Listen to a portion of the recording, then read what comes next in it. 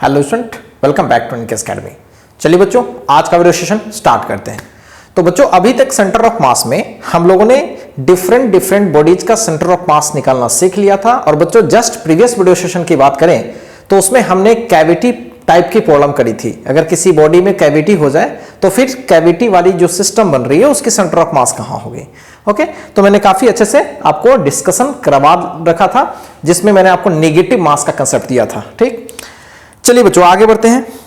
अब आगे हम लोग सेंटर ऑफ मास की वेलोसिटी की चर्चा करते हैं, उसके एक्सेलरेशन की चर्चा करते हैं। चलिए, velocity and acceleration of centre of मास समझाता हूं क्या टॉपिक है। पहले हेडिंग लगा लेते हैं हम लोग, velocity and acceleration of centre of मास।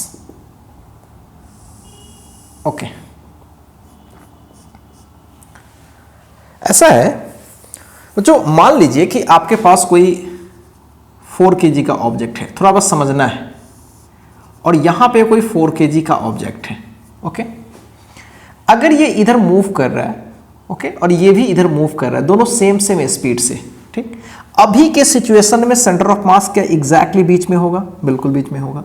बच्चों, अगर ये 4 kg और ये 4 kg दोनों साइमल्टेनियसली एक ही साथ दोनों चलना स्टार्ट किया सेम रफ्तार से, तो किसी टी टाइम में जितना डिस्टेंस ये कवर करेगा उतना ही डिस्टेंस ये कवर करेगा।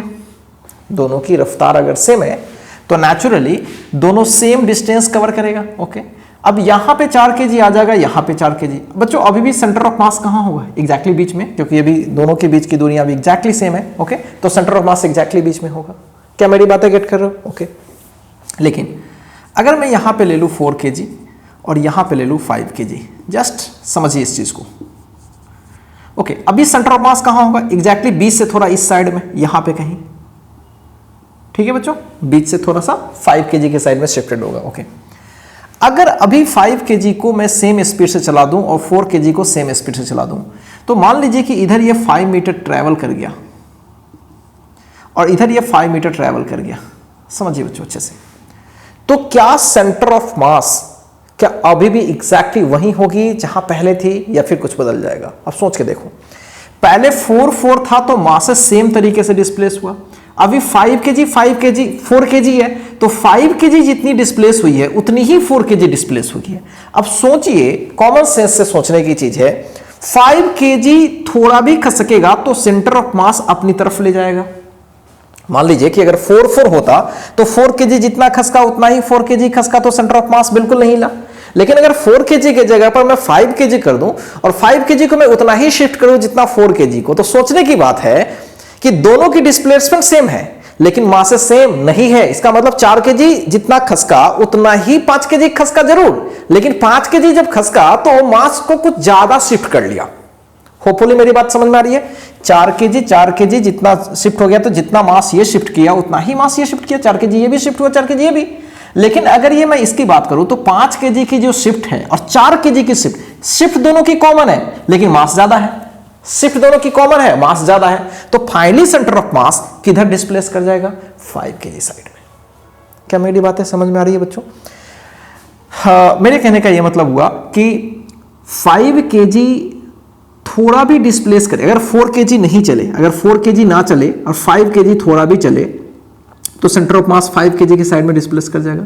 या 5 kg ना चले, 4 kg चले, तो सेंटर ऑफ मास 4 kg के साइड में डिस्प्लेस कर जाएगा। मतलब जहां कहीं कुछ हो रहा है, कोई पार्टिकल मूव कर रही है, तो सेंटर ऑफ मास मूव कर सकती है।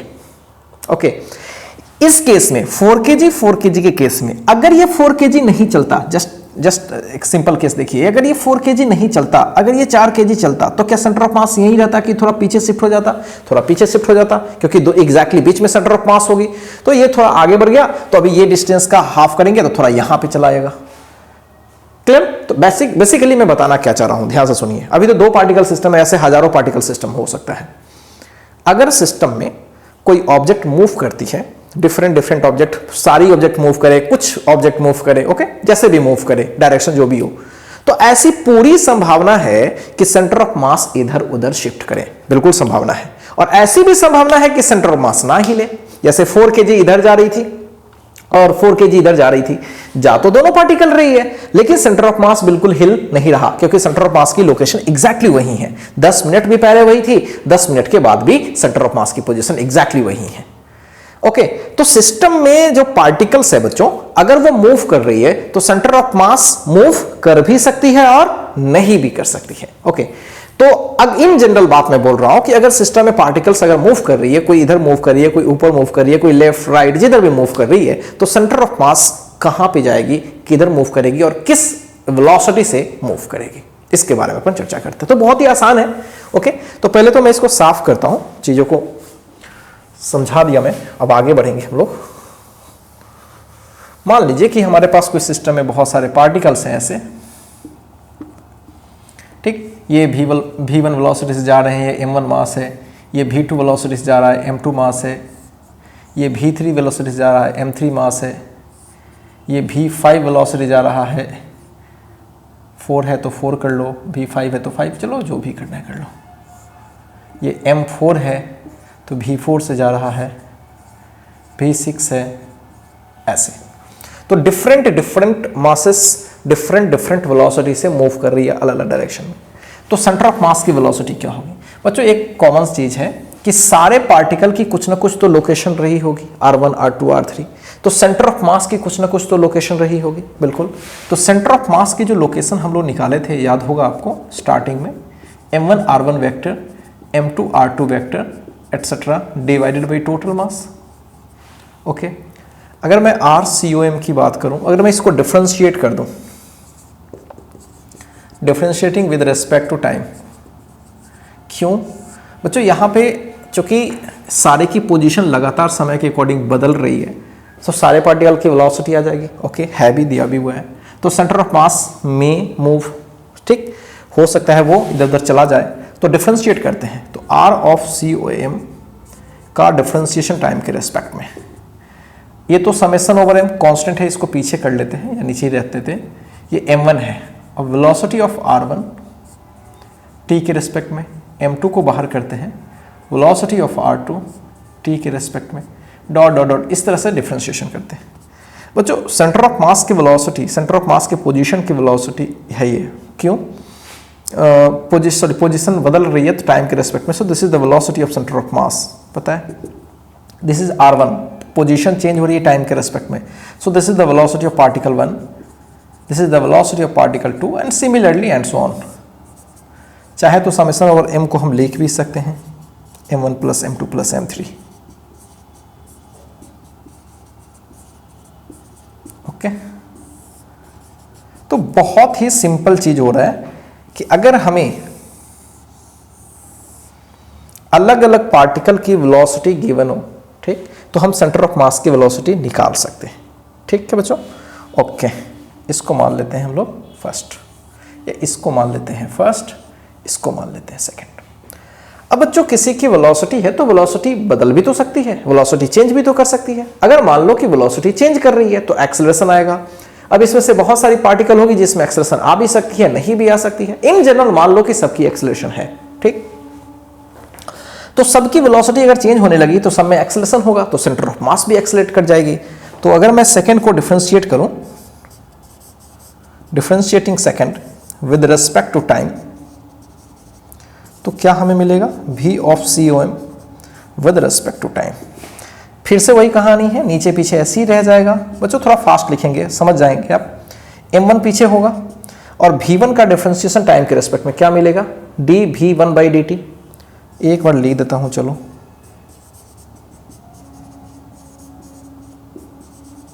Similarly 3 4 5, what is this? This is the acceleration of centre of mass. Okay so this is the ACOM, और यहां पे this is the acceleration of first particle.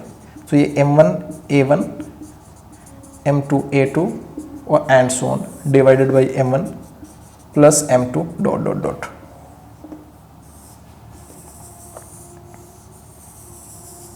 Okay तो ये रहा बच्चों एक्सेलरेशन ऑफ सेंटर ऑफ मास। तो हमेशा याद रखेंगे कि पार्टिकल अगर मूव कर रही है, पार्टिकल मूव कर रही है तो उसकी मूवमेंट वैरी कर सकती है, उसकी वेलोसिटी वैरी कर सकती है, तो उससे एक्सेलरेशन हर पार्टिकल का आ सकता है। इसमें से कुछ पार्टिकल का हो भी सकता है, कुछ पार्टिकल का नहीं भी हो सकता। इन जनरल मान लो सारी पार्टिकल की एक्सेलरेशन कुछ कुछ है, नहीं है तो जीरो वहां पुट कर लेना। तो सेंटर ऑफ मास की एक्सेलरेशन क्या होने वाली है? m1 A1 plus m2 A2 dot dot dot m1 plus m2। Clear है? यहां तक तो कोई दिक्कत नहीं है बच्चों। अब एक खास चीज, ध्यान से समझिएगा। हालांकि उस चीज पर अभी ज्यादा फोकस ना करें तो ज्यादा बेटर है, लेकिन थोड़ा सा फोकस करना चाहेंगे इस पर। सवाल तो हम लोग करेंगे ही, एक दो सवाल तो करेंगे ही। पहले यहां मैं बच्चों, यहां जो चीज मैं लिख रहा हूं ध्यान से देखिएगा। यहां पे ऐसे ला रहा हूं m1 plus m2 plus m3 dot dot dot जो भी हो, this is ACOM and this is m1 A1 m2 A2।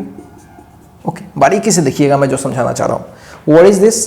This is m net, this is m net, और acceleration of centre of mass को a net बोल सकते हैं क्योंकि as a whole system को रिप्रेजेंट कर रहा है सेंटर ऑफ मास से। तो जब सेंटर ऑफ मास की एक्सेलरेशन आ रही है मतलब पूरी सिस्टम की नेट एक एक्सेलरेशन आ रही है। ओके, तो सिस्टम की नेट एक्सेलरेशन और सिस्टम की total mass m1 plus m2 plus system की मास है। तो बच्चों क्या ये टोटल ऐसा हम लिख सकते हैं क्या? f नेट है क्या ये? या पहले ऐसे लिख लेते हैं m, क्या ये MCM बोल सकते हैं क्या? ये मास ऑफ सेंटर ऑफ मास या m नेट बोल सकते हैं इसको। और क्या ACM है, ये COM है, and this is m1 A1। Okay, ध्यान से देखिएगा। What is this? This is F external बोल सकते हैं बच्चों। क्या है ये? मास इनटू m एक्सटर्नल बोल सकते हैं। ओके, सॉरी F एक्सटर्नल बोल सकते हैं, बिल्कुल बोल सकते हैं, या F ऑन सेंटर ऑफ मास बोल सकते हैं। Okay, so what is this?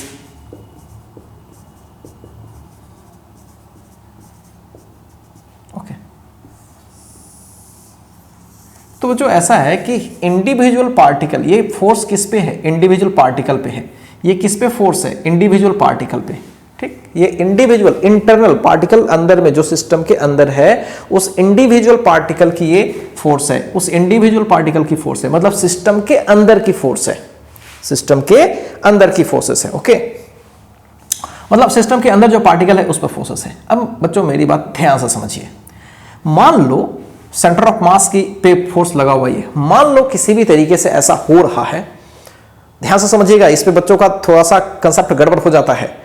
मान लो कि किसी सिस्टम पर नेट फोर्स नहीं लग रहा, कोई एक्सटर्नल फोर्स नहीं लग रही।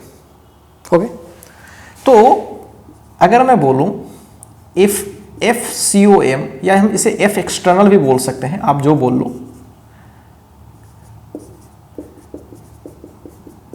अगर जीरो है, सपोज करो कि कोई एक्सटर्नल फोर्स सिस्टम पर बच्चों नहीं लग रही है। ओके, तो क्या होगा? तो आप ये बोलोगे ना कि सर ये जीरो हो जाएगा और इस तरह से m1 A1 m2 A2 m3 N3 ये सब जीरो हो जाएगा। अब बच्चों ध्यान से देखिएगा, ये बहुत यहां कंफ्यूजन बच्चों को होता है, बहुत ज्यादा। अगर किसी पार्टिकल के बहुत सारे सिस्टम हैं, सिस्टम तो एक ही है, पार्टिकल का सिस्टम है वो, अगर उस एज ए होल सिस्टम पर कोई भी नेट फोर्स नहीं लगा, कोई बाहरी फोर्स नहीं लगा, तो लेकिन सिस्टम के अंदर, ध्यान से देखिए, सिस्टम के अंदर हर पार्टिकल की अपनी अपनी एक्सीलरेशन कुछ कुछ है, तो अब इन सारे का सम जीरो के बराबर आ रहा है। m1 A1 m2 A2 m3 M3 ये सब क्या आ रहा है बच्चों? जीरो आ रहा है। इसका क्या मतलब निकला कि सिस्टम के इंटरनल जो पार्टिकल्स हैं उस पे तो फोर्सेस लग रहे हैं, उस पे तो फोर्सेस लग रहे हैं, इंडिविजुअल पर तो फोर्सेस बच्चों लग रहे हैं, लेकिन एज ए होल सारे के सारे मिलके क्या हो रहे हैं? जीरो। ऐसा हो सकता है बहुत सारे वेक्टर, जैसे मान लो कि 1000 इसमें 100 वेक्टर्स हैं, तो कुछ वेक्टर, कुछ m1 A1 इधर लग रहा है, 10 न्यूटन इधर लग रहा, कोई 5 लगा और फिर दूसरे पर 2 लगा, फिर किसी पे 3 लगा, तो 5 2 3 पूरे 10 इधर हो गए, 5 2 7 3 10 और 10 1 इधर, तो ये 4 पार्टिकल की जो नेट फोर्स है वो तो मिलके जीरो हो गई। तो ध्यान से मेरी बात समझिएगा, हर इंडिविजुअल पार्टिकल पे फोर्स जीरो नहीं है, ये जीरो नहीं है, ये भी जीरो नहीं है, ये कोई जरूरी नहीं कि ये सब जीरो होगा तभी जीरो होगा। ठीक, ये जीरो ये जीरो ये जीरो होगा तभी, 0 + 0 + 0 + 0 0 0। ठीक है, मानते हैं कि चलिए बहुत सारी पार्टिकल का सम जीरो है, तो एक केस पॉसिबल है कि जब सारा जीरो हो जाए। ठीक है, ये तो एक केस पॉसिबल है। तो क्या ऐसा हमेशा होगा कि ये सारा जीरो होगा तभी ये जीरो होगा? कोई जरूरी नहीं है। वेक्टर है बच्चों, तो एक वेक्टर इधर एक वेक्टर इधर, ऐसे भी मिलके जीरो होगा। ये 10 का इधर है, कोई 10 का इधर है, तो एक 10 का माइनस एक 10 का प्लस, दोनों मिलके तब भी जीरो।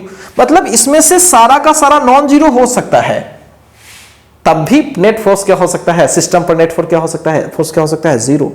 यानी बच्चों कमाल की बात है, सिस्टम पर नेट फोर्स तो नहीं लग रहा, सिस्टम पे नेट फोर्स तो नहीं लग रहा, लेकिन अंदर में जो पार्टिकल मौजूद है उन पे फोर्स लग रहा है। देखिए पहली पार्टिकल पे force m1a1 mass into acceleration, force पहली पार्टिकल पे, यानी साफ क्लियर है कि अगर इफ एक्सटर्नल जीरो है, इसका पूरा मतलब है कि जो पार्टिकल्स हैं, इंडिविजुअल पार्टिकल्स हैं, individual particles still experience some force. ध्यान से समझिएगा, individual particles still experience some force, ठीक, लेकिन उन सब की फोर्सेस की नेचर ऐसी होगी कि एग्रीगेट मिलाकर के कैंसिल हो जाता होगा।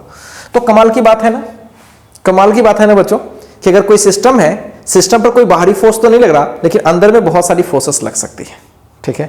तो ये एक कमाल की बात आप समझ सकते हैं। और बच्चों ऐसी फोर्सेस जो किसी सिस्टम की ही अंदर लग रही है, ठीक है, ऐसी फोर्सेस जो किसी सिस्टम के ही अंदर लग रही हो और पूरे एग्रीगेट सिस्टम पर नेट फोर्स तब भी जीरो हो रही हो, तो ऐसे ही फोर्सेस को इंटरनल फोर्सेस कहते हैं। समझ रहे हो, ये इंटरनल तो फील आ रही होगी ना, सिस्टम के अंदर की कहानी है वो। तो इंटरनल फोर्सेस ध्यान से समझिएगा, जो इंटरनल फोर्सेस होते हैं, ओके, तो इंटरनल फोर्सेस के वजह से किसी भी सिस्टम पर बाहरी नेट फोर्स नहीं लगता। इंटरनल फोर्सेस लग रही होंगी, लेकिन एक टोटल एक्सटर्नल उस पर कोई इफेक्ट नहीं करेगा, कोई फर्क ही नहीं पड़ता उससे। अगर एक्सटर्नल फोर्स लगे ना लगे कोई फर्क नहीं पड़ता उससे। इंटरनल फोर्सेस की कहानी अपनी ही है, ओके, इस बात को हमेशा दिमाग में रख के चलिएगा, ठीक है।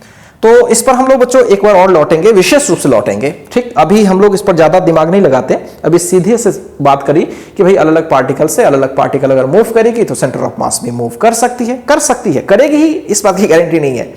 अलग अलग पार्टिकल की एक्सेलरेशन हो रही है तो सेंटर ऑफ मास की एक्सेलरेशन हो सकती है, होगी कि नहीं कोई गारंटी नहीं है, तो कितनी होगी वगैरह वगैरह हमने निकाला। और एक छोटा सा डिस्कशन किया कि अगर ये नेट एक्सटर्नल फोर्स अगर जीरो लग रही है, इसका क्या मतलब कि हर पार्टिकल पर लगा हुआ फोर्स जीरो हो जाए ना, ऐसा बिल्कुल जरूरी नहीं है। हर पार्टिकल पर फोर्स अभी भी नॉन जीरो होगी, फिर भी नेट सिस्टम पर फोर्स जीरो हो रहा होगा।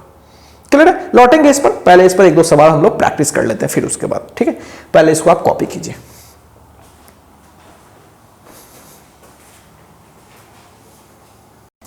चलिए बच्चों आगे बढ़ते हैं, आइए कुछ सवाल प्रैक्टिस करते हैं तो ज्यादा कंसेप्ट क्लियर होगा। मान लीजिए कि हमारे पास कुछ पार्टिकल्स हैं, जैसे एक पार्टिकल है 10 kg का, ये 2 मीटर पर सेकेंड से राइट साइड में जा रही है। एक पार्टिकल इधर है 5 kg का और ये 3 मीटर पर सेकेंड से जा रही है।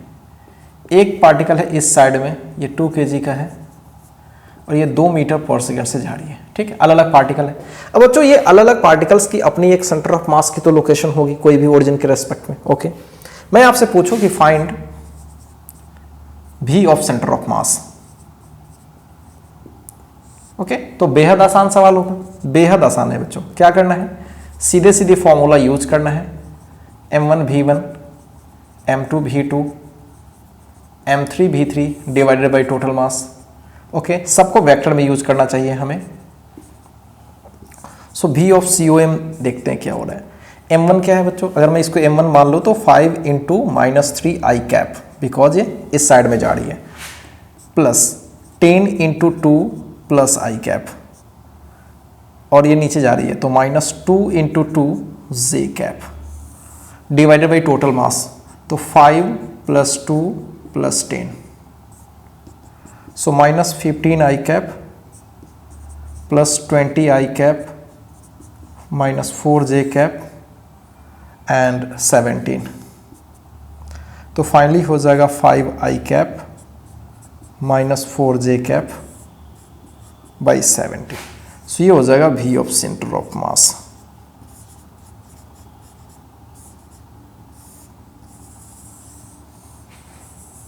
ओके, तो ये हो गया velocity of centre of mass. Clear है बच्चों, इस तरीके से हम समझ सकते हैं कि सेंटर ऑफ मास पूरी सिस्टम की किधर मूव कर रही है, x में 5/17 ऐसे,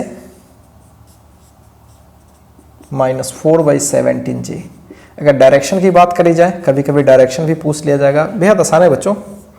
यहां से देखिए, x में पॉजिटिव है मतलब इधर, y में निगेटिव है मतलब नीचे ऐसे, तो ये हो गया 4/17 और सामने हो गया 5/17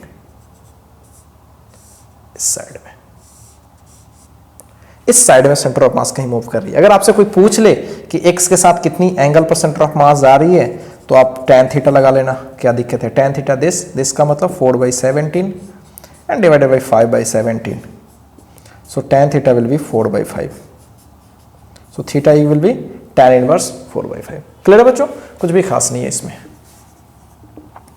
आइए मैं आपको एक सवाल और करके बताता हूं। जनरली ये सवाल फेमस है, आसान भी है और फेमस भी है। पुल्ले पे कोई ऑब्जेक्ट हमने लगा रखा है, यहाँ पे ये लगा रखा है।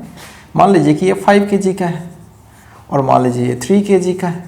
ओके, अब जो शुरू में दोनों साथ साथ था, मान लीजिए कि दोनों शुरू में साथ साथ रहा, एक ही साथ है दोनों। जैसे ही हम रिलीज करेंगे तो ये नीचे ये ऊपर, तो जैसे ही रिलीज करेंगे तो ये नीचे और ये ऊपर जाएगी। ओके, तो ये नीचे और ये ऊपर जाएगी। क्लियर है। तो इससे क्या होगा, इससे होगा ये कि इसका सेंटर ऑफ मास देखिए 3 kg ऊपर जा रही है, लेकिन जितनी 3 kg ऊपर जाएगी उतनी ही 5 kg नीचे आएगी।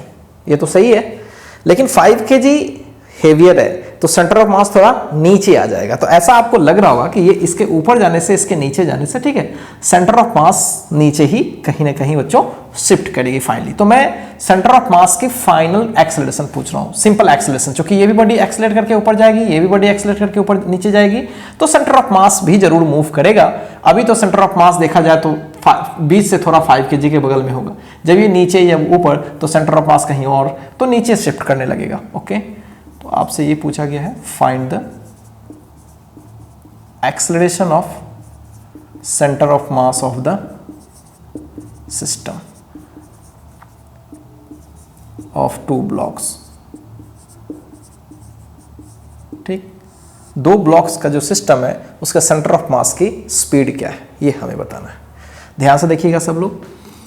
सबसे पहला काम, हमें जितने ब्लॉक्स अवेलेबल है सिस्टम में उस सबका एक्सेलरेशन निकालना पड़ेगा। ओके, तो ये ऊपर और ये नीचे। बच्चों एक्सेलरेशन निकालना बेहद आसान, या तो डायरेक्ट फॉर्मूला यूज कर लो, अगर आपको अच्छे से याद है तो डायरेक्ट एक्सेलरेशन का फॉर्मूला हम लोगों ने क्या निकाला था। नहीं याद है तो कोई बात नहीं बच्चों, यहाँ पे 5g लगा लो, यहाँ पे t लगा लो, यहाँ पे t लगा लो, यहाँ पे 3g लगा लो। ओके, ये नीचे a से आएगी और ये ऊपर a से जाएगी। ओके, इसका इक्वेशन लिख लो फटाफट, 5g minus t equals 5 times of a, और ये ऊपर जा रही है तो t minus 3g will be 3 into a, दोनों को सम अप कर लो तो ये हो जाएगा 2g equals 8a, so a will be g/4।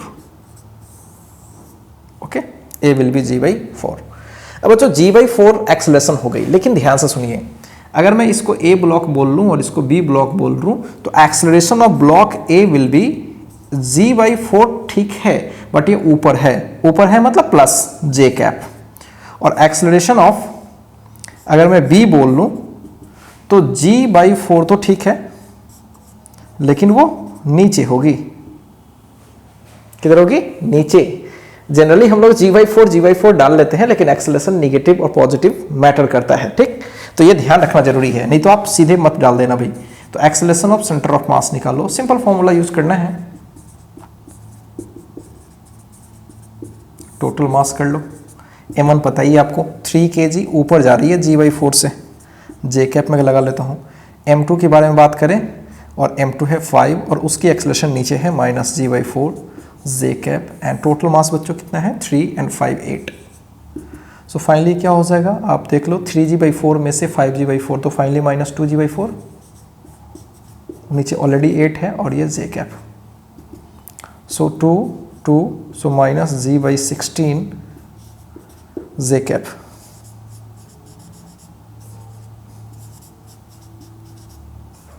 ठीक है, तो ये है एक्सेलरेशन ऑफ, सो ये g की जगह पर -10 डाल लेता हूं। और ये बच्चों मैंने पहले भी बताया था कि एक्सेलरेशन फाइनली सिस्टम की जो एक्सेलरेशन होगी वो नीचे ही होगी। क्यों, हेवियर मास नीचे आ रही है, तो फाइनली सिस्टम तो नीचे आने वाली है, सिस्टम का सेंटर ऑफ मास वो नीचे आने वाला है। क्लियर है? तो बहुत ही सिंपल चीज है। अब इस तरह से कोई भी सवाल मिले आपको, अलग अलग इंडिविजुअल बॉडी का मिले, तो सबका आप एक्सेलरेशन प्रॉपर्ली साइन के साथ निकाल लो। अगर एंगल पे है तो आई और जे में कंप्लीटली उसको कंपोनेंट में तोड़ लो और फिर finally m1 m1 plus m2 m2 वगैरह करके, या वेलोसिटी है तो वेलोसिटी करके आप निकाल लो। क्लियर है बच्चों? तो इस तरह से आप किसी भी सवाल का आप जवाब दे सकते हैं नॉर्मल सिचुएशंस में। ठीक, अब बच्चों आगे बढ़ेंगे। जो हमने नेट फोर्स जिसके बारे में बात करी थी, सेंटर ऑफ मास की अगर नेट एक्सेलरेशन वगैरह जीरो है तो उस पर विशेष रूप से बहस करना चालू करेंगे अभी। ठीक, तो पहले आप इस चीज को एक बार कॉपी कीजिए, फिर हम लोग वो विशेष बहस चालू करते हैं। चलिए बच्चों आगे बढ़ते हैं। तो आगे बच्चों अभी बढ़ने से पहले एक सवाल और मुझे याद आ रहा है, उस सवाल को पहले डिस्कस कर लें। ठीक, बहुत बढ़िया सवाल है वो, जनरली बच्चों का वो डाउट में आता है वो सवाल। तो पहले मैं आपको सवाल डिस्कस करके बताता हूं। बच्चों होता क्या है सवाल, एक सिंपली दो ऑब्जेक्ट होता है। कोई भी डेटा हम लोग ले लेते हैं यहां पे, जैसे यहां पे कोई बॉल है, कुछ भी मास ले लो, 10 kg ले लिया। ठीक, वर्टिकली अपवर्ड है, और नीचे कोई दूसरा बॉल है, मान लो m1 है, ये m2 मान लेते हैं, 5 kg ले लेता हूं।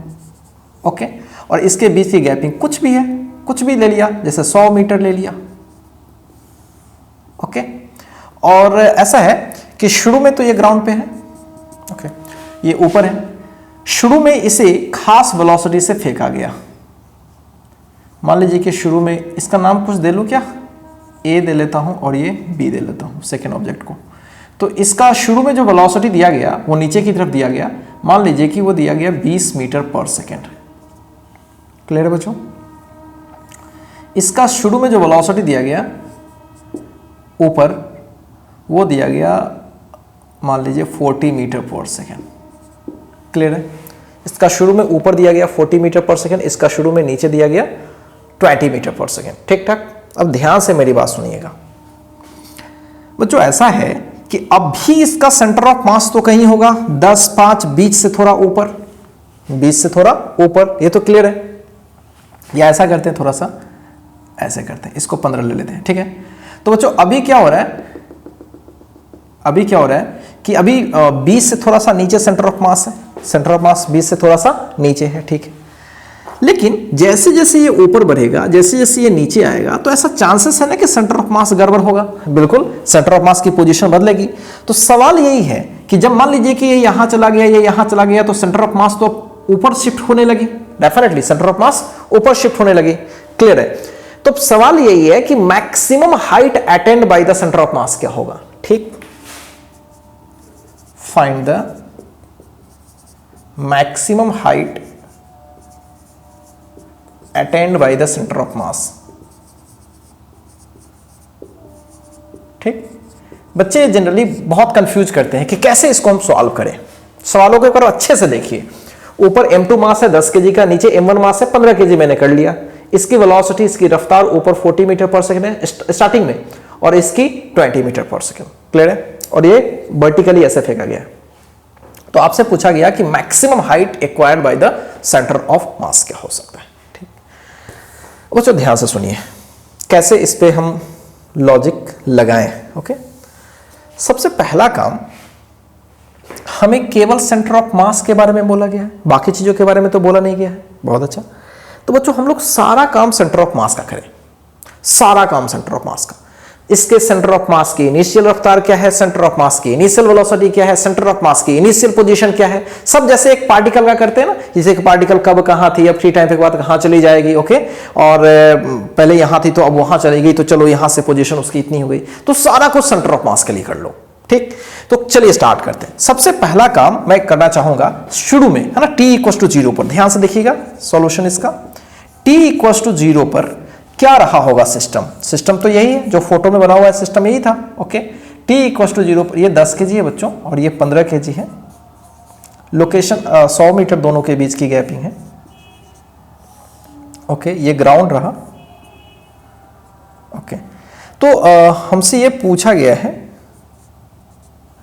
कि भाई आप इन दोनों सिस्टम का जो सेंटर ऑफ मास है शुरू में कहाँ था, ग्राउंड के रेस्पेक्ट में देख लेते हैं कहाँ था शुरू में। बच्चों मैंने आपको एक फॉर्मूला बताया हुआ है, शायद आपको याद हो, कि सेंटर ऑफ मास मान लीजिए शुरू में यहाँ था, तो सेंटर ऑफ मास से इसकी पोजीशन अगर हम RB बोल लें और सेंटर ऑफ मास से इसकी पोजीशन RA बोल दें तो याद होगा आपको M1 R1 बराबर M2 R2, याद है? सेंटर ऑफ मास से किसी की पोजीशन R1 पे है, किसी की पोजीशन R2 है, तो M1 R1 equals M2 R2, ये पोजीशन होता है। ठीक, अगर ये भी नहीं पता है तो कोई बात नहीं, हम डायरेक्ट RB का वैल्यू निकाल सकते हैं, ठीक, और डायरेक्ट RA का वैल्यू निकाल सकते हैं, ठीक है, क्योंकि दोनों के बीच की गैपिंग है। याद होगा ये चीजें मैंने आपको बताई थी, याद होगा, जैसे दो पार्टिकल है, इसके बीच का गैपिंग D है, ठीक है, और मैंने आपको बताया था इसका मास अगर M1 है, इसका मास M2 है, और सेंटर ऑफ मास से इसकी दूरी अगर R1 है, इसकी दूरी R2 है, याद होगा आपको। तो बच्चों R1 निकालना सिखाया था, R1 डायरेक्ट निकालना सिखाया था। सेकेंड वाले मास को ले लीजिए, पूरा D ले लीजिए और टोटल मास लगा लीजिए, याद है आपको। और R1 R2 लेना है तो क्या कर लीजिए, R2 लेना है तो क्या कर लीजिए बच्चों, M1 ओके D टोटल और टोटल मास। बच्चों इसको डिवाइड करिए, तो R1 बाई R2 को डिवाइड कर लीजिएगा तो क्या होगा, M2 बाई M1, ओके। तो यहाँ से ध्यान दीजिए M1 R1 बराबर M2 R2, ध्यान रखिएगा। यानी सेंटर ऑफ मास से अगर इसकी R1 लोकेशन है और इसकी R2 लोकेशन है तो हम लिख सकते हैं ना M1 R1 equals M2 R2, यही बात मैं कह रहा था उस समय। डायरेक्ट आप R1 और R2 निकाल सकते हैं, ये आप पे जाता है कि आप कैसे करो, मैं तो डायरेक्ट निकालूंगा, चलो, क्योंकि हम लोग किए हुए हैं। RA निकालना हो, सेंटर ऑफ मास से ये कितना नीचे है, मतलब सेंटर ऑफ मास की इससे पोजीशन पता चल जाएगी कि सेंटर ऑफ मास कहाँ पे है। तो RA निकालना है तो डायरेक्ट इस वाले मास को लेंगे, यानी 10 इंटू सेपरेशन लेंगे 100 डिवाइडेड बाई टोटल मास, तो 10 प्लस 15, सो 10 इंटू 100 25 40। तो बच्चों पहली जो पोजीशन होगी 40 मीटर पर इसकी पोजीशन है। अब ऊपर की पोजीशन से क्या लेना ना, सेंटर ऑफ मास ऊपर बढ़ेगी या नीचे आएगी, देख लेते हैं क्या होने वाला। तो 40 metre initial centre of mass की पोजीशन है, इनिशियल, ध्यान रखिएगा। अब इनिशियल सेंटर ऑफ मास की वेलोसिटी क्या होगी, मैं इसको साफ करता हूं बच्चों, ये ऑलरेडी हमने किया हुआ है। इनिशियल सेंटर ऑफ मास की वेलोसिटी क्या है, पहले ये देख लिया जाए। सेंटर ऑफ मास की इनिशियल वेलोसिटी क्या है, so initial velocity of COM, ठीक, इनिशियल में निकाल रहा हूं सेंटर ऑफ मास का। चलिए ठीक है, M1 U1 M2 U2 divided by total mass, यही तो फॉर्मूला पड़ा था, ओके। पहला M1 कौन सा ले रहे हैं, नीचे वाले को ले रहे हैं, तो M1 है 15 और इसकी इनिशियल 40 रफ्तार ले रहे हैं। दूसरे का बच्चों नीचे है, ओके, तो साइन के साथ प्रॉपर्ली यूज करना पड़ेगा। सो क्या कर लें, ये रहा 10 20, टोटल मास 15 प्लस 10 600 225, ओके, 400, ये 16 हो जाएगा आई थिंक, हाँ, तो 16 मीटर पर सेकेंड, वो भी पॉजिटिव आ गया बच्चों, पॉजिटिव। पॉजिटिव क्या इशारा कर रहा है कि सेंटर ऑफ मास पूरे सिस्टम की किधर ट्रैवल करने वाली है, ऊपर, इनिशियली, ठीक, ऊपर। अब बच्चों पूरी सिस्टम के सेंटर ऑफ मास की इनिशियल वेलोसिटी, पूरे सिस्टम के सेंटर ऑफ मास की एक्सेलरेशन भी तो निकालना पड़ेगा, ओके। अब आइए एक्सेलरेशन ऑफ सेंटर ऑफ मास निकाल लेते हैं, पूरा काम इसमें करवा दिया गया है आपसे। तो एक्सेलरेशन ऑफ सेंटर ऑफ मास निकालने के लिए हमें वही same formula M1 A1 M2 A2 by M1 plus M2, okay. M1 क्या है भाई, तो पहले वाली मास M1 है 15 है। और बच्चों ध्यान से सुनो, क्या ये ग्रेविटी में फ्रीली मूव कर रही है, क्या ये ग्रेविटी में मूव कर रही है, बिल्कुल। और ग्रेविटी में मूव करती है तो कोई भी ऑब्जेक्ट ऊपर जाए चाहे नीचे आए, हमेशा उसका एक्सेलरेशन क्या होता है, G downward, minus G, okay. So M1 की बात करें तो 15 इंटू माइनस G में लगा रहा हूं। M2 की बात करें सो 10 ही है, लेकिन उसका भी माइनस G, टोटल मास 25, जोड़ेंगे तो बच्चों माइनस 25G आ जाएगा, माइनस G ही होगा डाउनवर्ड। तो एक्सेलरेशन ऑफ सेंटर ऑफ मास भी पता पड़ गया, क्लियर है बच्चों, एक्सेलरेशन ऑफ सेंटर ऑफ मास हमें पता पड़ गया, ठीक, कितनी G ही है और वो नीचे, ठीक। अब सोचिए सेंटर ऑफ मास स्टार्ट किया इतने के रफ्तार से, इनिशियल उसकी पोजीशन कहाँ थी, 40 पर, कहाँ से, तो ग्राउंड से 40 पर थी शुरू में, ओके। तो अब क्या करें, जब तक वो जाए, जब तक वो चलेगी, मतलब जहां पे सेंटर ऑफ मास जाके रुक जाएगा, तो जहां भी सेंटर ऑफ मास रुक जाएगा क्या बच्चों, वही मैक्सिमम हाइट एक्वायर होगा। कोई भी ऑब्जेक्ट अगर मैं किसी खास वेलोसिटी से फेंक रहा हूं उसको, और वो जाते रहे, जाते जाते जाते जाते कहीं ना कहीं तो बच्चों, क्योंकि रिटर्न नीचे एक्सेलरेशन है ना बच्चों, और जा रही है ऊपर, तो कहीं ना कहीं तो रेस्ट में आएगी। जहां भी रेस्ट में आएगी क्या उसकी वो मैक्सिमम हाइट होगी, बिल्कुल। ग्राउंड से पूछेगा तो 40 प्लस कुछ, और यहीं से पूछ लेगा तो ये क्लियर है।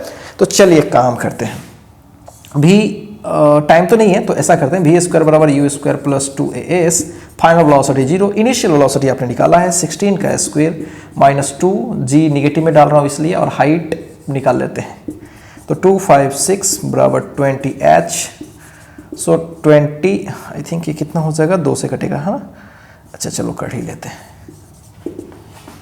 तो ये क्या हो जाएगा बच्चों 128/10 यानी 12.8 मीटर, 12.8 मीटर हाइट होगी। कहां से बच्चों, कहां से इस जगह से सेंटर ऑफ मास 12.8 मीटर ज्यादा से ज्यादा जा सकती है। तो मैक्सिमम हाइट क्या होगा ग्राउंड से, मैक्सिमम हाइट क्या होगा ग्राउंड से भाई, तो वो होगा शुरू में कहां पे थी 40, अब कितने पे चली गई है 12.8, 52.8 मीटर ये हो जाएगी। कोई डाउट कहीं से? तो इसमें सब कुछ यूज आ गया बच्चों, अच्छा सवाल है ना। मैक्सिमम बच्चे इसमें फंसते हैं, उनको आइडिया नहीं लगता कि कैसे सोचना है, तो इसमें सब कुछ का यूज हो गया। ठीक, तो चलिए बच्चों अब बात करेंगे जिसके बारे में अपन चर्चा करने जा रहे थे। ठीक है, पहले आप इस चीज को एक बार कॉपी कीजिए।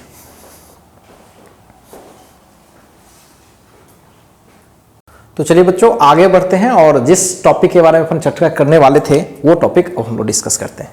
थोड़ा बारीकी से चीज़ों को देखिएगा, ये शुरू में बच्चों को थोड़ा परेशान करता है। जो मान लो कि हमारे पास बहुत सारी सिस्टम है पार्टिकल्स की, एक ही सिस्टम तो एक ही है, बहुत सारी पार्टिकल्स है इसमें, ओके, सब रैंडमली इधर उधर घूम रही होगी, ओके, और इस सिस्टम पर जो नेट फोर्स लगेगा वो क्या होगा, ये तो हमने देखा है m1a1 m2a2, ओके, यही होगा सिस्टम पर नेट फोर्स, ओके, और ये नेट फोर्स सिस्टम पर लगने का मतलब सेंटर ऑफ मास पर नेट फोर्स, ओके। ध्यान से समझिएगा, अगर मैं बोलूं कि अगर एफ नेट 0 हो रहा है, पहले भी चर्चा हुआ है तुरंत एफ नेट अगर 0 हो रहा है, ठीक, मतलब क्या हो रहा है, मतलब एक्सेलरेशन ऑफ सेंटर ऑफ मास क्या है बच्चों 0, ठीक, सिस्टम की जो सेंटर ऑफ मास है वो मूव नहीं कर रही, मतलब मूव नहीं कर रही है ऐसा नहीं बोला सही रहेगा, मतलब वो एक्सेलरेट नहीं कर रही है। बच्चों ध्यान से सुनना, एक्सेलरेशन किसी का 0 है इसका यह मतलब नहीं है कि वो मूव नहीं कर रही होगी, कांस्टेंट वेलोसिटी से मूव कर रही होगी, ठीक, वेलोसिटी में चेंजिंग नहीं होगी, या वेलोसिटी 0 हो सकता है, दोनों केस संभव है। तो एक्सेलरेशन बच्चों अगर किसी सेंटर ऑफ मास की अगर 0 है, ओके, सेंटर ऑफ मास की अगर एक्सेलरेशन 0 है तो इसका क्या मतलब निकाला जाए, इसका मतलब निकाला जाए कि क्या सारे पार्टिकल की एक्सेलरेशन 0 होगी, नो, इसका यह मतलब निकाला जाए द एक्सेलरेशन ऑफ पार्टिकल्स, यानी a1 a2 ना मे और मे नॉट बी 0, मे और मे नॉट बी 0, कोई जरूरी नहीं है कि पार्टिकल की अपनी अपनी एक्सेलरेशन 0 हो जाए, कोई जरूरी नहीं, हाँ हो भी सकती है, ठीक है, a1 a2 a2 सब 0 हो रहा है तब भी एफ नेट 0 हो सकता है, ठीक, लेकिन कोई जरूरी नहीं है। मैंने पहले बताया कि a1 a2 एक दूसरे के अपोजिट होकर के एक दूसरे को कैंसिल कर सकते हैं, ठीक, एक बहुत बड़ा ग्रुप मिलकर के एक बहुत बड़े अलग ग्रुप को कैंसिल कर सकता है, ठीक। तो acceleration of the particle, individual particle may और मे नॉट बी 0, ओके। दूसरी चीज बच्चों ध्यान से समझिएगा, कमाल की बात है, अगर किसी सेंटर ऑफ मास की एक्सेलरेशन 0 है, ध्यान समझिएगा, सेंटर ऑफ मास की एक्सेलरेशन 0 है मतलब कोई एक्सटर्नल फोर्स नहीं लग रही है, तो सिस्टम की जो पार्टिकल्स है बच्चों ध्यान सुनिएगा, सिस्टम की जो पार्टिकल्स है, ओके, क्या इस सिस्टम की पार्टिकल की जो काइनेटिक एनर्जी होगी, ठीक, क्या होगी, काइनेटिक एनर्जी होगी, क्या वो कांस्टेंट होगी या वेरिएबल होगी, सोच के देखो, ध्यान से समझना। एक्सेलरेशन ऑफ सेंटर ऑफ मास 0 है, इसका क्या मतलब हुआ, इसका एक मतलब ये भी हुआ कि centre of mass is either at rest, हाँ ठीक है, एक्सेलरेशन 0 है तो हो सकता है कि रेस्ट में रहे, और मूव्स विथ कांस्टेंट वेलोसिटी, बच्चों ध्यान से समझना, कांस्टेंट वेलोसिटी मतलब भी COM क्या है, सॉरी ये क्या है बच्चों, कांस्टेंट है, ठीक, ये बदल नहीं रही है, अगर ये बदलेगी तो एक्सेलरेशन आ जाएगा, एक्सेलरेशन नहीं है, ठीक। तो अगर किसी पार्टिकल की एक्सेलरेशन 0 है तो दो सिचुएशन पॉसिबल है, या तो वो रुकी हुई हो सकती है या एक समान डायरेक्शन में एक ही वेलोसिटी से चल रही है। तो सेंटर ऑफ मास के बारे में आइडिया ये लग रहा है कि centre of mass either rest में होगा और मूव्स विद कांस्टेंट वेलोसिटी। ठीक, अब ध्यान से सुनिएगा, सेंटर ऑफ मास रेस्ट में होगा तो ऐसा हमें लगता है कि शायद जो पार्टिकल्स हैं उनकी काइनेटिक एनर्जी 0 हो, ऐसा लगता है। होता क्या है बच्चों कि जब हम लोग किसी पार्टिकल के बारे में जब बात करते हैं, अलग अलग पार्टिकल के बारे में बात करते हैं, तो अगर हमसे कोई पूछे कि वेलोसिटी ऑफ सेंटर ऑफ मास क्या है, ठीक, या ऐसे बोलते हैं काइनेटिक एनर्जी ऑफ सिस्टम में सिस्टम पूछूं, तो क्या आप ऐसा लिख सकते हो हाफ ऑफ m पूरे मास मतलब m total into velocity of centre of मास का स्क्वायर। बच्चों क्या ये लिखा जा सकता है? सोचना है, ये जस्ट थिंक इट। क्या काइनेटिक एनर्जी ऑफ सिस्टम की मैं बात कर रहा हूं, ध्यान रहे क्या बातें हो रही है। सेंटर ऑफ मास रेस्ट में है, मान लो सेंटर ऑफ मास क्या है, रेस्ट में है, ठीक। सेंटर ऑफ मास बच्चों रेस्ट में है, ठीक। या फिर छोड़ो इसको छोड़ दो फिलहाल छोड़ो, ठीक। अभी सीधे से बताओ कि इसके इंडिविजुअल पार्टिकल ऐसे मूव कर रहे हैं, इंडिविजुअल पार्टिकल मूव कर रही है, ठीक, इंडिविजुअल पार्टिकल मूव कर रही है। तो मैं ये कह रहा हूं कि क्या सिस्टम की जो काइनेटिक एनर्जी है, क्या इस फॉर्मूला से हम दे सकते हैं 1/2 m टोटल इंटू VCOM का स्क्वायर। मन में आता है सर क्या प्रॉब्लम है देने में, जैसे फोर्स नेट देखते थे तो sir m1 a1 m2 a2 ये सब तो आ जाता था, तो उसी तरीके से सिस्टम की काइनेटिक एनर्जी में क्या प्रॉब्लम हो सकता है बच्चों। बच्चे एक पल से बोलते हैं यस सर, लिखा जा सकता है, कोई दिक्कत नहीं है, सिस्टम की kinetic energy half of mt VCOM की स्क्वायर होगी। ठीक, अब समझिएगा ध्यान से, खूब अच्छे से समझिएगा, मैं एग्जांपल देकर आपको फील कराऊंगा। तो एक बात समझिए, मान लीजिए कि बच्चों दो पार्टिकल का सिस्टम है, केवल दो पार्टिकल का सिस्टम है, ये इसकी मास 1 kg और इधर जा रही है 2 से, ध्यान से देखिएगा, ठीक। और ये है बच्चों मान लीजिए ये ऐसा 2 kg ले लेता हूँ और ये है 3 kg का, ठीक है, या फिर मैं ऐसे देता हूँ 1 kg का और ये 4 से जा रही है, ठीक। बच्चों ये 2 kg का पार्टिकल 2 से जा रहा है, ये 1 kg का पार्टिकल ये 4 से जा रहा है, यहाँ पे सही है, ओके। अब मैं आपसे पूछूं कि इस पूरे सिस्टम की काइनेटिक एनर्जी क्या है, सिस्टम की पूछूं, ध्यान से समझिएगा, पूरे सिस्टम की काइनेटिक एनर्जी पूछूं, आपका जवाब होगा कि सर सिस्टम में जितनी भी पार्टिकल मौजूद है सबका काइनेटिक एनर्जी लिख दो और जोड़ लो, ठीक ठीक ठीक। 1/2 इंटू 2 इंटू 2 का स्क्वायर, बहुत अच्छा, प्लस 1/2 इंटू 1 इंटू 4 स्क्वायर, 16 तो 8 हो जाएगा एंड 4 और 8 12 जूल, ठीक है। 8 4 12 जूल हो जाएगी, किसकी, सिस्टम की काइनेटिक एनर्जी। क्लियर है।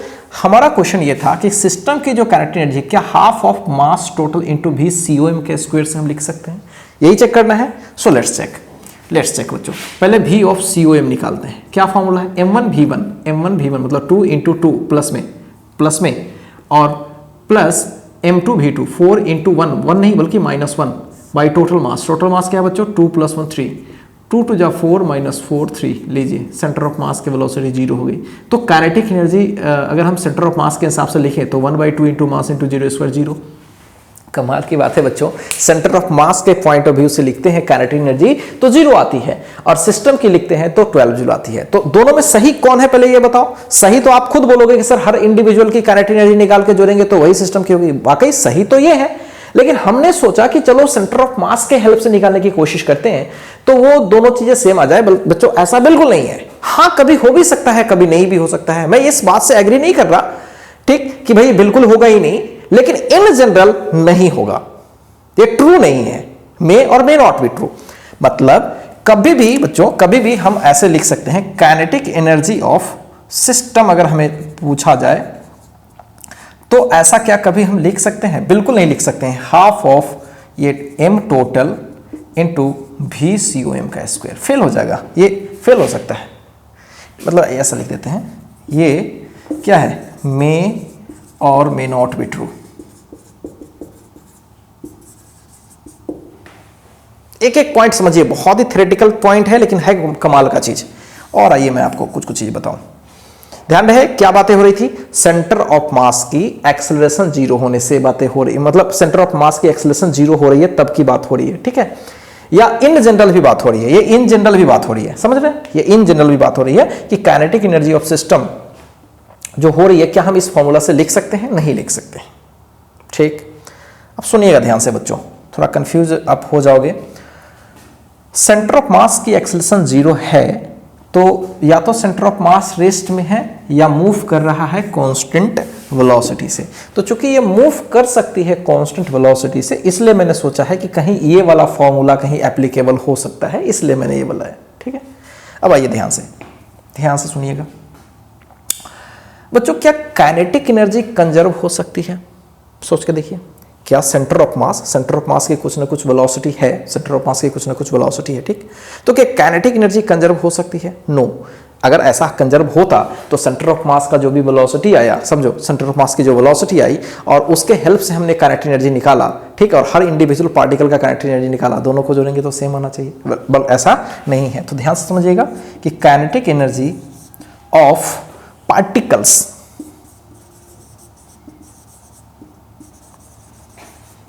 may or may not be constant या may not be conserved,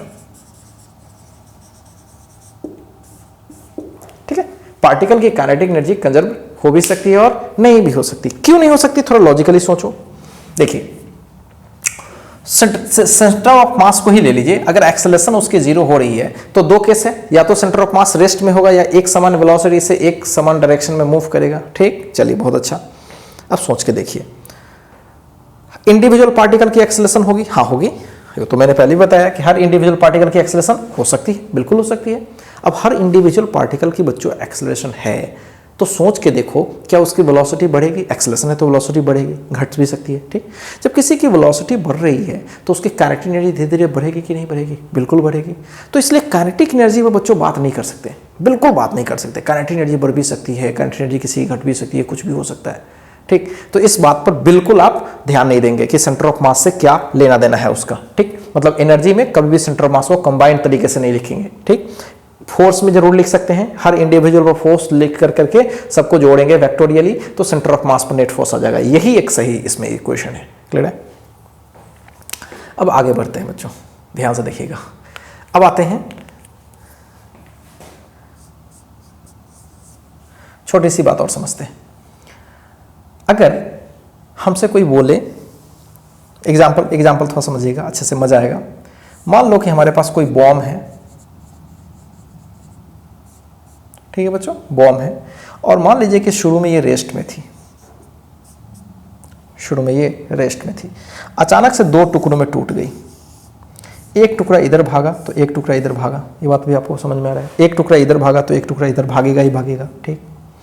अब एक चीज बताइए बच्चों, ध्यान से देखिएगा, क्या इस टुकड़े का काइनेटिक एनर्जी आ गया? क्या इस टुकड़े का भी काइनेटिक एनर्जी आ गया? बिल्कुल आ गया, ओके। क्या आप पूरे सिस्टम की काइनेटिक एनर्जी जीरो होगी कि नॉन जीरो होगी? नॉन जीरो होगी। अरे है इसका काइनेटिक एनर्जी।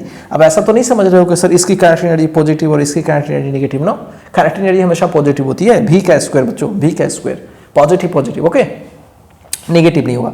सो इसकी काइनेटिक एनर्जी भी पॉजिटिव, इसकी काइनेटिक एनर्जी भी पॉजिटिव, दोनों को जोड़ोगे तो इसकी काइनेटिक एनर्जी वो नॉन जीरो होगी। क्या होगी? नॉन जीरो, बम फूटने। लेकिन बम फूटने से पहले काइनेटिक एनर्जी क्या है? जीरो। इनिशियल काइनेटिक एनर्जी क्या है? जीरो। और बम फूटने के बाद काइनेटिक एनर्जी क्या है बच्चों? जीरो नहीं है, कुछ है मतलब। और बच्चों बम कैसे फूटती है? बम कैसे फूटती है सिस्टम की? बम एक्सटर्नल फोर्स हम नहीं लगाते हैं, अंदर की फोर्सेस, केमिकल रिएक्शंस वगैरह की वजह से बम एक्सप्लोड करी है, ठीक। तो इसका मतलब अभी भी इस पर एक्सटर्नल फोर्स क्या है बच्चों? जीरो। एक्सटर्नल फोर्स क्या है बच्चों? जीरो। ध्यान समझिएगा, एक्सटर्नल फोर्स क्या है? जीरो। इस पर कोई एक्सटर्नल फोर्स नहीं लगाया गया है, लेकिन इंटरनल फोर्सेस के वजह से, अंदर के फोर्सेस के वजह से ये बम फूटी है, जिसकी वजह से एक पार्टिकल इधर भागी है तो दूसरी पार्टिकल इधर भागी है। समझते रहने के अच्छे से, बहुत अच्छे से समझिएगा।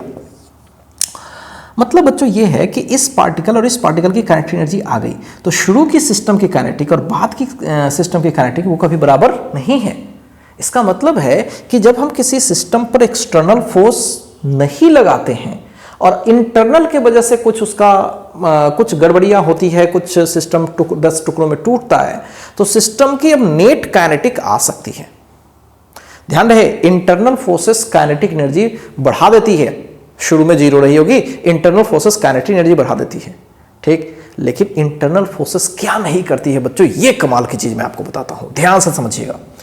अगर बच्चों सिस्टम की एक्सटर्नल फोर्स 0 है और ये रेस्ट में था, क्या था, रेस्ट में था, तो बच्चों इसकी इनिशियल मोमेंटम क्या रही होगी, 0। क्यों क्यों, रेस्ट में था, रेस्ट में था, पूरा सिस्टम का इनिशियल मोमेंटम 0, ठीक है बच्चों, इनिशियल मोमेंटम 0। और आप ध्यान से सुनिएगा, जो सेंटर ऑफ मास की वेलोसिटी क्या होती है, m1 v1 m2 v2 नीचे समेशन ओवर m, और वेलोसिटी शुरू में 0, तो इसको हम 0 कर लेंगे, तो 0 बराबर क्या होगा, m1 v1 m2 v2 dot dot dot dot.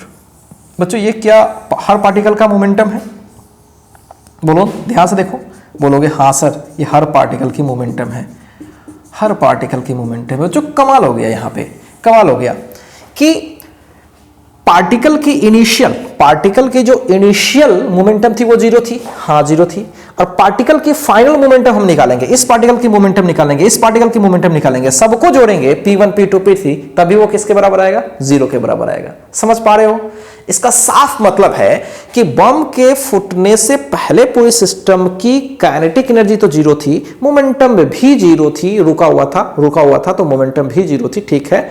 बम के फूटने के बाद काइनेटिक एनर्जी 0 नहीं रहा, लेकिन पूरे हर सेगमेंट का मोमेंटम 0 हो जाएगा। थोड़ा कंफ्यूज हो जाओगे, सर मोमेंटम कैसे 0 हो जाएगा, अरे भाई एक इधर चल रही है, एक इधर चल रही है, एक की मोमेंटम निगेटिव और एक की मोमेंटम पॉजिटिव निगेटिव मिला के कैंसिल कर लेगा, घबराओ मत। काइनेटिक एनर्जी नहीं है कि इधर का भी दोनों जुड़ जाएगा। होपफुली क्लियर है। तो कमाल की बात आपने सीखा कि अगर किसी सिस्टम ऑफ पार्टिकल पे, हम सेंटर ऑफ मास बोल सकते हैं उसको, अगर कोई सिस्टम ऑफ पार्टिकल है उस पर बाहर से कोई फोर्स नहीं लगाया जाए, ओके, तो काइनेटिक एनर्जी कंजर्व नहीं रहती। कुछ भी हो सकता है अंदर में, अंदर होने से पार्टिकल की स्पीड वगैरह बढ़ने लगेगी, काइनेटिक एनर्जी बढ़ने लगेगा, ठीक है। इंटरनल फोर्सेस का काम है कि वो फोर्स लग करके उसकी एनर्जी को बढ़ा दिया है, ठीक।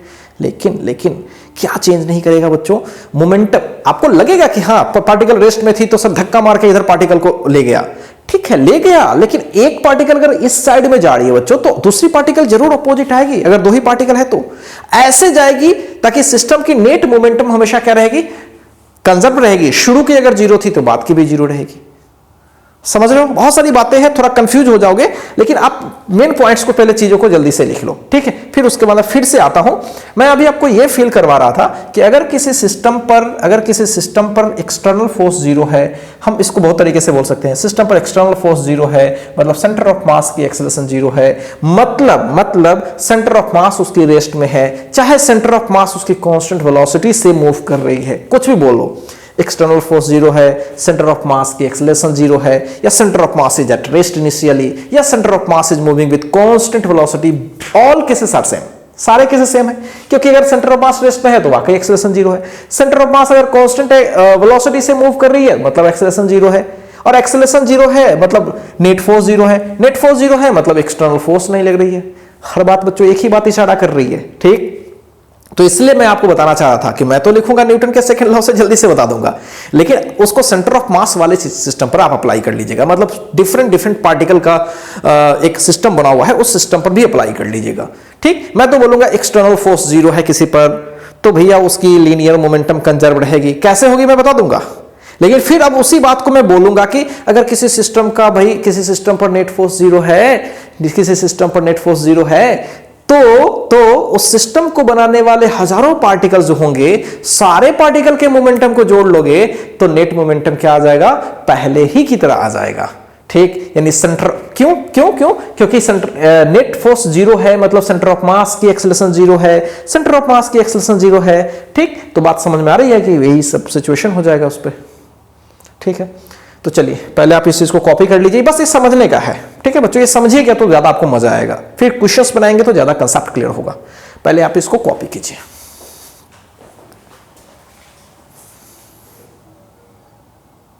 तो चलिए बच्चों अब आगे बढ़ते हैं, और हमने क्या फाइनल डिस्कशन कर लिया एक बार समझ लीजिए कि एफ नेट का फॉर्मूला आप जरूर लिख सकते हैं m1 a1 हर इंडिविजुअल पार्टिकल, ये एकदम 100% क्या होगा, सही होगा, ठीक। और साथ में बच्चों ये सही होगा m टोटल VCOM, ठीक। इसको आप लिख सकते हैं m1 V1 m2 V2 लिख सकते हैं। अगर यहाँ पे VCOM अगर क्या हो गया, फिक्स्ड हो गया, अब सेंटर ऑफ मास की वेलोसिटी फिक्स्ड हो गई, इसका क्या मतलब कि उसकी एक्सेलरेशन ही नहीं है, ठीक है, उसकी एक्सेलरेशन नहीं है, मतलब जीरो है। तो ऐसे केस में बच्चों VCOM फिक्स्ड हो गया, ये टोटल फिक्स्ड है, इसका मतलब क्या हो गया, m1 V1 m2 V2 particles की ये सब मोमेंटम का सम हमेशा क्या होगा, कांस्टेंट होगा। देखिए ये कांस्टेंट है, फिक्स्ड है, तो ये पूरा कांस्टेंट हो जाएगा, कांस्टेंट। बच्चों इसी को बोलते हैं ना, इसी को बोलते हैं summation over P is constant. Particle के हर पार्टिकल की मोमेंटम ले लो, जोड़ लो, तो आपको पूरी सिस्टम की जो पहले थी वही आएगी। इसी को बोलते हैं मोमेंटम कंजर्वेशन। और ये कब है मोमेंटम कंजर्वेशन, हमने तो लिख दिया कि मोमेंटम कंजर्व कब रहेगी, तो आप स्टेप बाय सीखो। सर ये तब कंजर्व रहेगी जब सेंटर ऑफ मास फिक्स्ड होगा, मतलब सेंटर ऑफ मास की वेलोसिटी फिक्स्ड होगी, कांस्टेंट होगी। कांस्टेंट में कुछ भी हो सकता है, जीरो ना चले तब भी तो कांस्टेंट है, चल रही है एक समान से 5 मीटर पर सेकंड से पूरा भी चल रही है, चलने तो क्या फर्क पड़ता है, तब भी कांस्टेंट माना जाएगा। तो सेंटर ऑफ मास बच्चों जब कांस्टेंट स्पीड से चलेगी तभी मोमेंटम कंजर्व रहेगा। अब मैं इसको एक स्टेप ऊपर ले चलता हूं। सेंटर ऑफ मास की वेलोसिटी कांस्टेंट कब रहेगी, जब एक्सेलरेशन जीरो होगा। एक्सेलरेशन जीरो होने का मतलब एक्सटर्नल फोर्स जीरो, समझ रहे हो बच्चों, इसका मतलब क्या होगा कि एक्सटर्नल फोर्स जीरो। अब इसको स्टेटमेंट में हम ऐसे लिखते हैं, स्टेटमेंट क्या है, ध्यान से सुनिएगा। स्टेटमेंट क्या है, if there is no external force acting on the system of particle,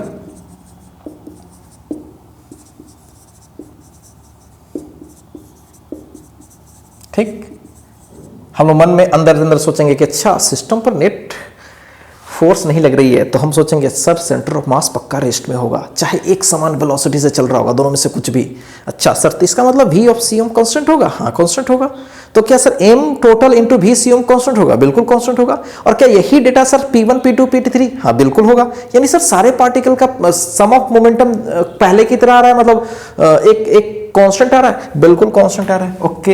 यानी हम बोल सकते हैं कि if there is no external force acting on the system of particle, then momentum किसका, सिस्टम का या पार्टिकल का? नो पार्टिकल का नहीं भैया, हर पार्टिकल का मोमेंटम का सम, मतलब सिस्टम का मोमेंटम ऑफ पार्टिकल नहीं, momentum of system remains constant, ठीक, शॉर्ट में लिख दिया।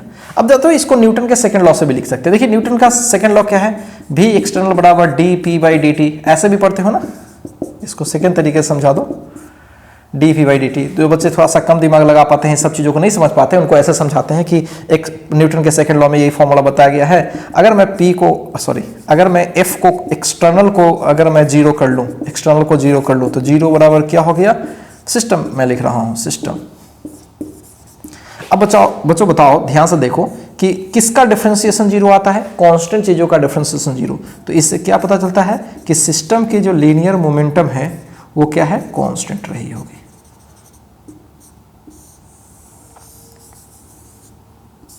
सिस्टम की लीनियर मोमेंटम क्या रही होगी, कांस्टेंट। तो इससे साफ क्लियर है कि अगर किसी पर एक्सटर्नल फोर्स ना लगे तो सिस्टम की लीनियर मोमेंटम कांस्टेंट। इस साधारण भाषा में बोल रहा हूं, लेकिन अब मैं इसको थोड़ा एलाबोरेट करके मैंने सिखाया अभी, आप उसको एक बार अच्छे से देखिए। इसको हम लोग नेक्स्ट क्लास में काफी अच्छे से डिस्कशन करेंगे, ठीक है, क्योंकि इस पर सवाल करेंगे तो ज्यादा आपका कंसेप्ट क्लियर होगा। तो चीजों को एक बार माइन्यूटली देखें, बार बार देखिए चीजों को, ठीक, और फिर उसके बाद अपना कंसेप्ट क्लियर करें। तो मिलते हैं गाइस नेक्स्ट वीडियो सेशन में।